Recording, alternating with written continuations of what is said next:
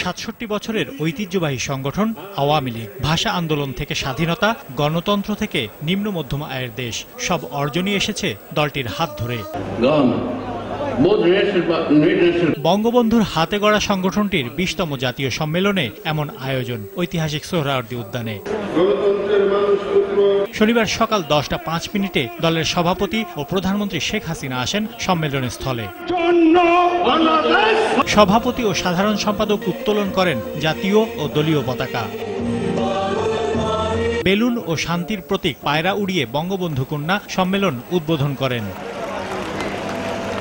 অধীর আগ্রহে বসে থাকা ৭৯টি সাংগঠনিক জেলা থেকে উপস্থিত কাউন্সিলর, ডেলিগেট ও দেশি বিদেশি প্রায় ৪০,০০০ উপস্থিতির সামনে আগামী দিনের দিক নির্দেশনা নিয়ে উপস্থিত হন প্রধানমন্ত্রী। ৭৫-এ স্বজনদের হারিয়ে বাংলাদেশের মানুষকে কাছে পাওয়ায় কৃতজ্ঞতা জানান। দুঃসময়ে পাশে থাকায় ধন্যবাদ জানান তৃণমূলের নেতাকর্মীদের।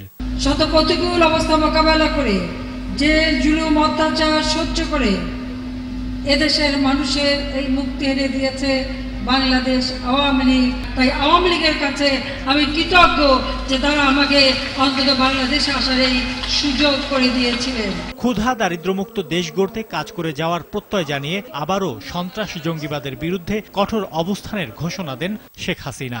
বাংলাদেশের মাটি, এদেশের ভূখণ্ড কোন সন্ত্রাসী কর্মকাণ্ডের জন্য কেউ ব্যবহার করতে পারবে না, বা কোনো প্রতিবেশী দেশে সন্ত্রাসী কর্মকাণ্ড চালাবার জন্য আমাদের ভূখণ্ড কাউকে আমরা ব্যবহার করতে দেব না।